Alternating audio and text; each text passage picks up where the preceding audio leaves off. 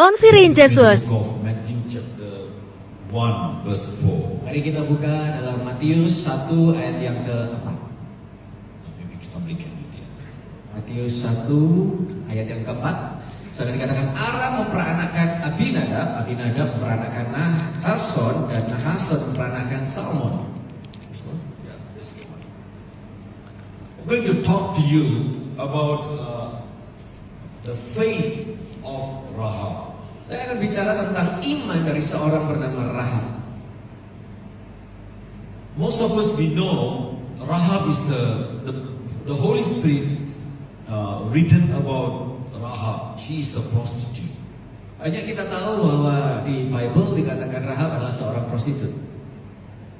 But how come Jesus born in the line of Rahab? I mean in the line of the family.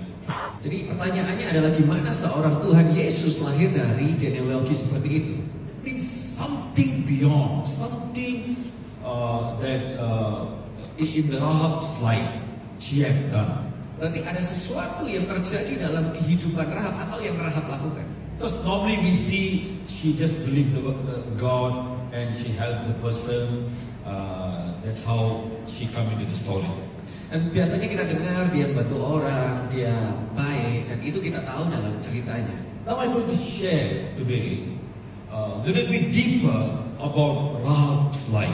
Dan hari ini saya akan membahas tentang lebih dalam bagaimana Rahab ini sebenarnya. How God can choose her for the family line. Bagaimana Tuhan bisa pilih dia dalam keturunan. What are the sacrifice and what kind of a character that she have? Apa karakteristik yang dimiliki Rahab? Apa yang terjadi dalam kehidupan Rahab? Maybe we can learn something from her character. Mungkin kita bisa belajar satu hal dalam karakter Rahab. What we see here Yang kita lihat di sini in the book of Matthew chapter 1 verse 4, di Matius 1 ayat 4, we see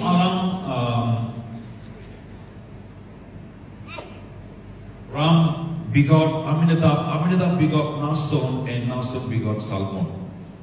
Aram memperanakkan Abinadab, Abinadab memperanakkan Nahason, dan Nahason memperanakkan Salmon. And verse 5 says, Ayat 5 berkata, Salmon begot Boaz by Rahab. Salmon memperanakkan Boaz dari Rahab.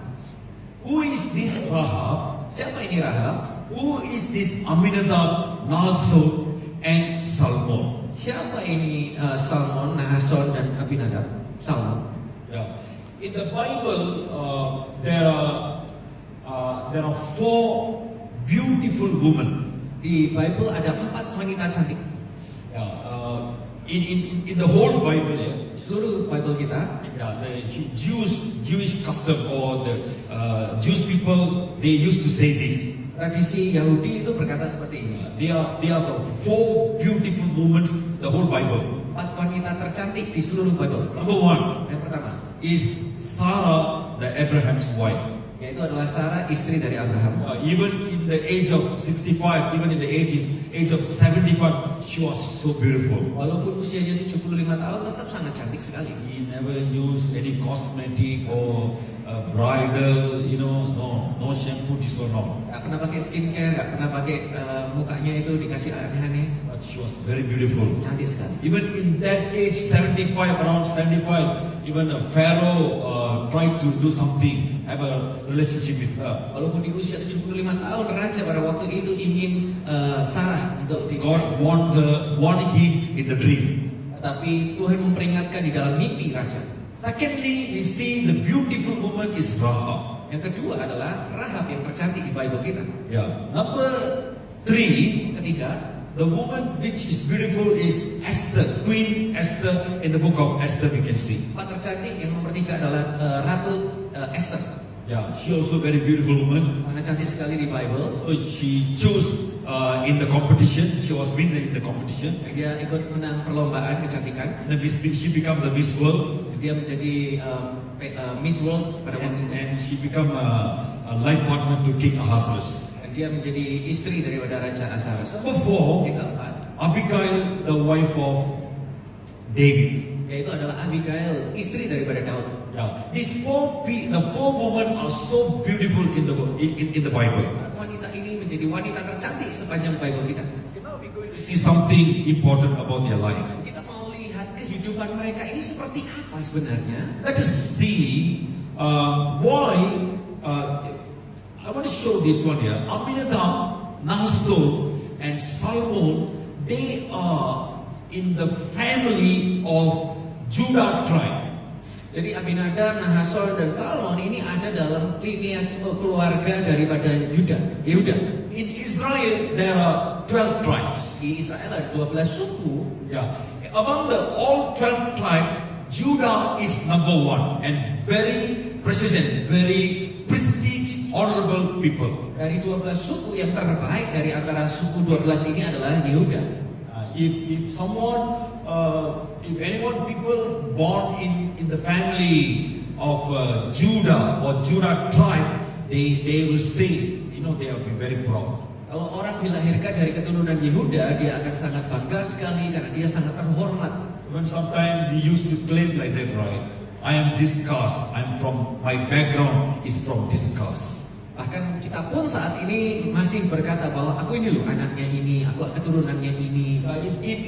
In the Israel, someone is born in the tribe of Judah, it means they will boast themselves. They will be very proud.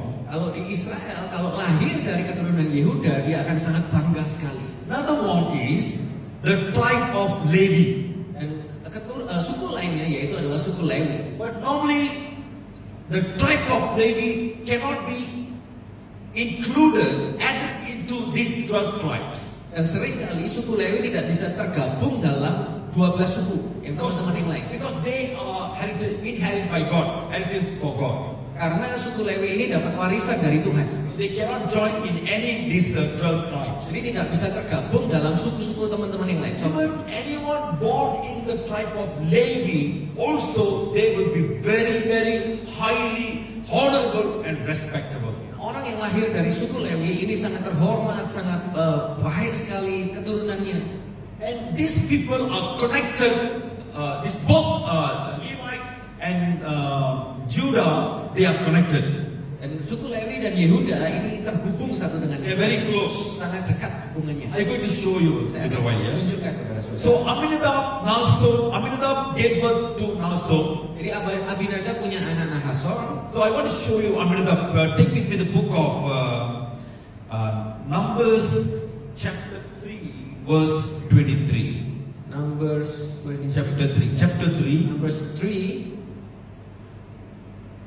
verse 23.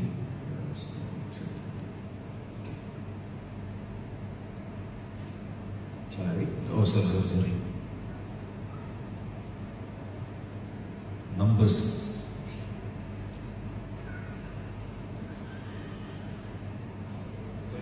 Numbers chapter 2 verse 3.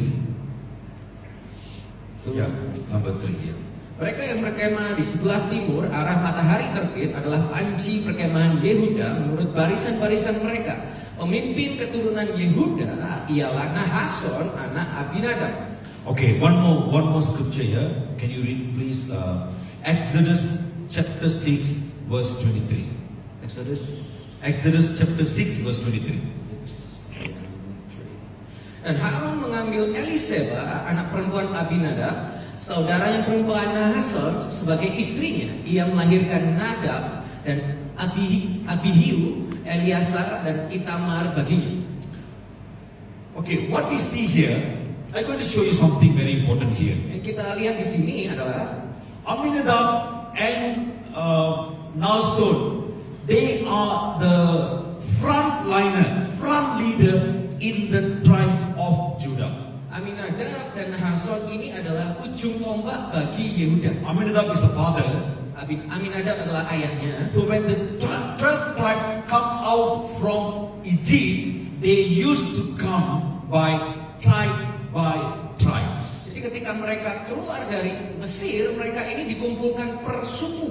Every tribe, there will be one leader to hold the banner and to lead the group. Dan setiap suku itu selalu punya satu pemimpin bagi sukunya. So among these all 12 tribes, the front group, the front line will be Judah tribe.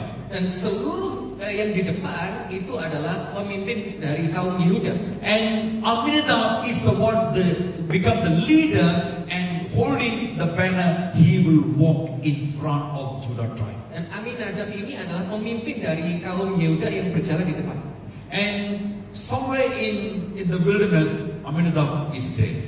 Dan ketika di tengah perjalanan Aminadab ini meninggal. Then Nahshon, his son, replaced him and leading the group, holding the banner. Anaknya Nahshon yang memegang panji itu dan akan memimpin grupnya.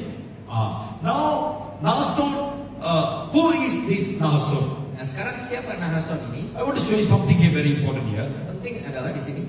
Nahshon, Aminadab, Nahshon is Aminadab's son, and Nahshon have a sister called Elisabeth. Jadi Nahshon punya saudara perempuan Elisabeth. Yeah. Just now we read in the book of Exodus chapter 6 verse 23, Aaron, he came and married with Nahshon's sister called Elisabeth. Dan dikatakan tadi di ayat ke-23, Harun mengambil Elisabeth anak perempuan Aminadab. Who is this Aaron? Siapa Harun? Aaron is chosen by God and ordained by Moses as the high priest for the children of Israel. Harun ini dipilih sama Tuhan dan dipilih sama Musa untuk menjadi nabi bagi seluruh bangsa Israel. Just imagine if a high priest of the 30 million people, because some Bible scholars says when they came out from Egypt, there was a 30 million people walk along the wilderness. Jadi seorang nabi yang begitu dahsyat dipilih untuk memimpin bangsa Israel, begitu dahsyat kuasanya. Ini adalah seorang yang namanya Harun. So Aaron is a very high priest. Jadi Harun ini nabi yang diurapi, Very respected person. sangat dihormati. Simply cannot join with everyone. Dan dia nggak bisa duduk berjalan bersama yang He lain. always make sure he consecrate himself. He will be holy. Karena dia harus dikhususkan sebagai orang yang dikatakan kudus. Because it's a very professional job, holiest job. Need to always be in the temple, in the tabernacle of Moses, giving sacrifice once in a year. You have to enter into the holy of holy. Jadi Harun ini punya tugas yang sangat spesial sekali, harus dijaga kekudusannya karena dia harus mempersembahkan korban setiap tahun, satu kali setahun dalam bait suci. Now the Bible says, Aaron come and marry with Nahshon's sister called Elisabeth. Dan dikatakan Bible berkata bahwa Harun menikahi saudaranya Nahshon, Elisabeth. That means Nahshon, Aminadab, Nahshon, Aaron, Elisabeth, they all are very high family, very prestige family. Keluarga dari Aminadab, Nahshon dan Elisabeth ini keluarga yang terhormat. Please take note why I say this. This is very important here. Ini sangat penting karena saya ucapkan ini. Because God is bringing Rahab and unite her, bring her into this family. Karena Tuhan sedang membawa Rahab digabungkan kepada keluarga ini. Oh come, she is a prostitute. Gimana cerita dari seorang prostitut? What made God to make her to become a wife for a wife or daughter-in-law in this family? Berada dalam sebuah keturunan yang terhormat. Because Nahshon gave birth to Salmon. Karena Nahshon punya anak Salmon. Even in the wilderness, Nahshon also passed away. He's dead. Karena pada waktu di perjalanan Nahshon juga meninggal. Now they wanted to enter into the land of Canaan. Dan sekarang mereka mau masuk tanah perjanjian. Now Nahshon's son Salmon, he take the banner, holding the banner, and leading the group into the land of Canaan. Jadi sekarang Nahshon yang megang banner dikasih ke anaknya Salmon. And Bible says Salmon married with what do you call Rahab and gave birth to Boaz. Dan dikatakan bahwa Salmon menikah dengan Rahab dan punya anak Boaz. So now I'm going to show you something about the deep character, what are the sacrifices of Rahab. Jadi apa yang terjadi dalam kehidupan seorang yang bernama Rahab? Before that, let us read Joshua chapter 2 verse 1 to 13. Joshua 2. Joshua chapter 2 from verse 1.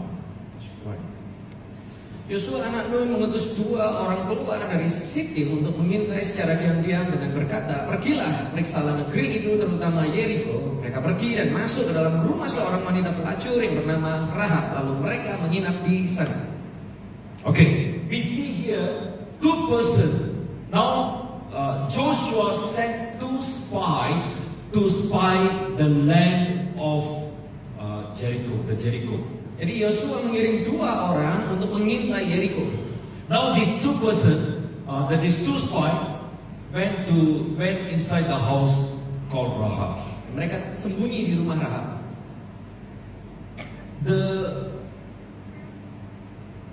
Hebrew rabbis, the Jews rabbis who already accept the Lord, born again. Oke, jadi untuk Yahudi itu dilahirkan baru, Yeah, they call Jew rabbi, the teachers. dipanggil sebagai rabi, guru. Yeah, they used to teach like this. Dia mengajarkan. Yeah, they said these 2 persons is Caleb and Phinehas. 2 pengintai ini namanya Kaleb dan Phinehas. Yeah, maybe you can ask a question.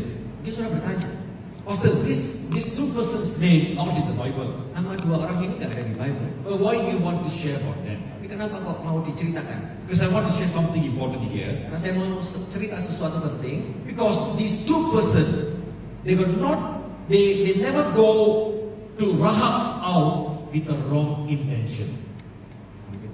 These 2 spies never go to Rahab's house with the wrong intention. 2 orang ini pengintai nggak pernah masuk ke rumah Rahab dengan sebuah kepentingan yang salah. Yeah, because she's a prostitute, right? Karena ini orang prostitusi. Maybe sometime when we read the Bible, we will ask the Lord, Holy Spirit, Lord, these 2 spies, why they went to Rahab's house? Kenapa ini 2 orang pengintai kok masuk ke rumahnya pelacur ini gimana? Maybe because Rahab is a prostitute. Nah, karena Rahab ini backgroundnya buruk seperti itu kok yang diutus Tuhan masuk ke rumah orang yang buruk. If we never get answer from the Holy Spirit, Kalau kita nggak pernah dapatkan jawaban dari Roh Kudus, sometimes the evil spirit will tell us. kadang-kadang ada pikiran-pikiran yang menghasut. Yeah, because whenever we read Bible, we got so many influence, right? Kadang-kadang ketika kita membaca Bible itu banyak pemikiran-pemikiran yang Maybe the evil spirit can speak like this. Maybe these 2 spies they also a man of flesh. So maybe they wanted to have something wrong relationship with her. Jangan-jangan 2 orang itu masuk ke rumahnya Rahab juga mau lakukan yang tidak baik. But it's not that. Tapi bukan itu, saudara. God chose these 2 persons. Tuhan pilih 2 orang ini. Israel, the Jew people, all the rabbis, they believe in the time from Ezra, they teach to Israel that these 2 persons is Caleb and Phinehas. Dan telah dipelajari sedemikian rupa bahwa 2 orang ini adalah Kaleb dan Phinehas. Why we say Caleb and Phinehas? Kenapa kok dikatakan Kaleb dan Phinehas? When we read the Bible about in the Exodus and book of Leviticus and Numbers, Karena ketika kita baca di Keluaran dan di Ulangan, when Moses sent 12 spies to spy the land of Canaan. waktu dikirim pengintai untuk mengintai tanah Kanaan, tanah perjanjian. So 10 people they came and give a wrong unbelief report. 10 orang datang kepada Musa berkata hal yang buruk. But 2 spies they give a very faith report. Tapi 2 orang yang dikirim dia memberikan kabar yang baik. That is Caleb and Joshua. Yaitu Kaleb dan Yosua. Though they saw giants in the land of Canaan, but they never scared. They said, "No, the Lord is with us. We can enter and conquer the land." Walaupun ada raksasa di tanah Kanaan, tapi Yosua dan Kaleb berkata, kita tetap pasti menang bersama dengan Tuhan. Caleb's moral life is very good. Dan moral hidup daripada Kaleb ini sangat baik sekali. Nobody can complain or accuse Caleb. Gak ada yang bisa menyalahkan untuk membuat Kaleb ini sepertinya buruk. Even in the age of 80, he grew, he stand in the faith, very strong in the faith. Walaupun usianya 80 tahun, di Bible dikatakan dia tetap teguh dengan imannya. So he one spy among the 12 spies. He's one of the spy giving a faith report. Jadi Kaleb ini adalah salah satu pengintai yang memiliki record yang sangat ramah His baik. moral life was good. Di kehidupannya dia itu baik. Secondly, Phinehas. Yang kedua, Phineas. Who is Phinehas? Siapa Phineas? If you read in the book of Numbers, Kalau baca di Ulangan, when the people, we can study about the prophet Balaam and the king Balak. dan saudara bisa melihat raja-raja yang ada di bilangan sana. Yeah, when these people, when Moses bring these people, lead them in the wilderness. Ketika Musa membawa mereka melalui tanah gersang, So they wanted to enter into their land. mereka mau masuk ke Kanaan. So the king Balak had a fright, scared about him, fear. Dan Balak ini ketakutan, Raja Balak ketakutan. So he come to know these people are very strong. Dan orang-orang ini kuat-kuat semua. When he cannot fight them, Dan mereka nggak bisa mengalahkan. so how to defeat them? Jadi caranya untuk mengalahkan. So he heard something about Balaam, prophet Balaam. Dan dia mendengar tentang nabi yang namanya Balaam. And he heard that prophet Balaam is the person who prophesied over these children of Israel. Because of his prophesy, these people gaining the victory. Dan ketika dinubuatkan, orang-orang di Israel pada waktu itu mulai menang. Yeah, listen to me very carefully.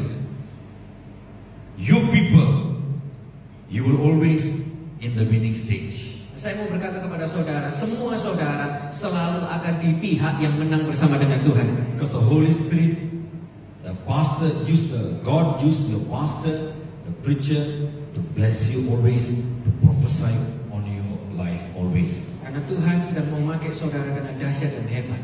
No matter what situations you are going through. Apapun yang engkau alami hari-hari ini. Because Paul says in the book of Romans chapter 8, Karena Paul berkata di Roma, because the love of the Lord is in me, I'll become more than a conqueror. karena kasih Elohim ada dalamku, aku lebih daripada pemenang. Prophecy will bring you to achieve something in your life. Hari ini nubuatan itu akan membawamu mendapatkan hal-hal yang dahsyat bersama Tuhan. Very important for the children of God to have the victory in every area in our life where the Satan holding our life. Sangat penting sekali untuk kita sadar bahwa Tuhan mau membawa kita ke area-area menang dalam kehidupan kita. Need to hold on to the word of God. Kita tetap berpegang kepada firman. This is the rod that God is giving to you. Ini adalah tongkat yang Tuhan berikan kepadamu. This is the rod that God has given you to strike the evil spirit or the demon. Ini adalah tongkat untuk engkau menghalang setiap roh-roh jahat dalam hidupmu. So we must bring this one. Jadi kita harus selalu membawanya. So Balak came to